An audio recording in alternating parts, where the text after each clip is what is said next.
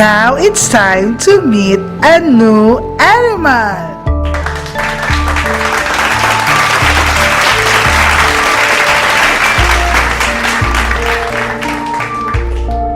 The new animal is the umbrella bird. The umbrella bird lives in the tropical forests of South America. It is called the umbrella bird because of the tuft of feathers on its head. A flap of skin covered with feathers hangs down from its neck. It looks like an umbrella handle. The umbrella bird is about the size of a crow and lives in the tops of high trees. The story of Upton Umbrella Bird. Upton Umbrella Bird was sniffling. A tear ran down his beak. "What's wrong?" asked the sparrow. "I'm an utter failure as an umbrella bird." "How can an umbrella bird be a total failure?" asked the sparrow. "My umbrella leaks." "Your umbrella leaks?" "Yes, and all the ladybugs that gather under my umbrella get damp." "Well, let's see. What about getting a patch for your umbrella?" suggested the raven. "Nobody patches umbrellas. Have you ever seen an umbrella bird with a patch?" "Well, no. But I never met an umbrella bird with a leak before this." "Poor little damp ladybugs," said the raven. "Let's see. They say that bubble gum is very strong. How about taking some bubble gum and..." Upton Umbrella Bird sniffed harder than ever. "You know I can't blow bubbles. I've wanted to all my life." "Can't blow bubbles? Why? Why ever not?" asked the kindly old owl. "Because I can't pucker." "See?" said Upton Umbrella Bird, popping a piece of bubble gum in his mouth. "It doesn't work." "I see what you mean," said the raven. "No pucker, huh?" said the sparrow. "I can tell you never ate a persimmon," said the owl. "Persimmons?" squeaked the ladybug.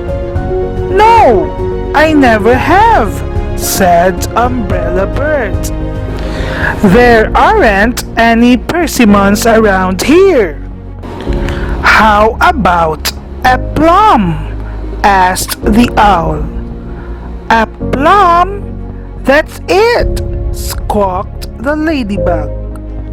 "If you get a sour plum, I think you'd have enough pucker to blow a bubble," agreed the raven. "Let's try it." Upton Umbrella Bird looked interested.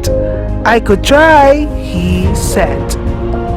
"Here's a beautiful purple plum, and I think it's sour," said the sparrow.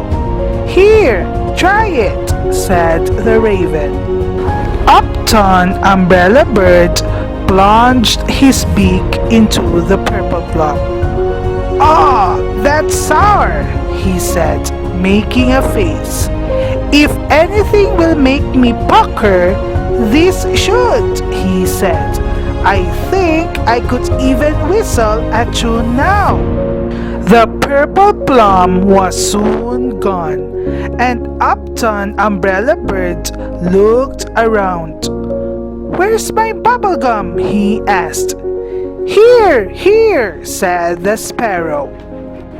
Upton Umbrella Bird popped the bubblegum in his beak. Talk about pucker! His mouth was so puckered he could hardly get the gum in.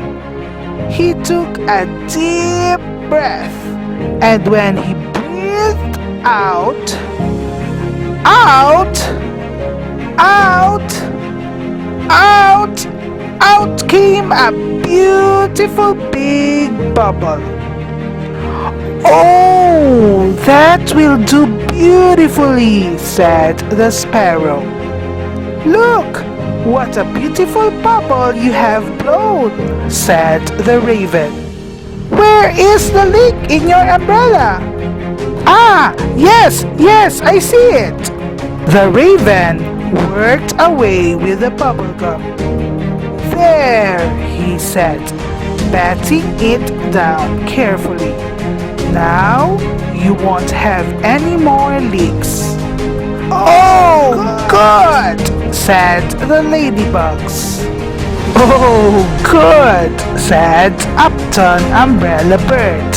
And that shows how many people working together can do a better job than one. Follow that which is good. 1 Thessalonians 5:15. The Bible tells us to do good, but sometimes that is not enough. We want to do good, but it is not easy. The Bible tells us to follow that which is good. That means keep on doing good. It means that if we find it hard to do the right thing, we must figure out a way to do it and not give up. Some people want to do right when it is easy, but when it is hard to do right, they give up. When you say this verse, remember that we ought to do right even when it is not easy. We need to find a way to do the right thing, even if it is hard to do.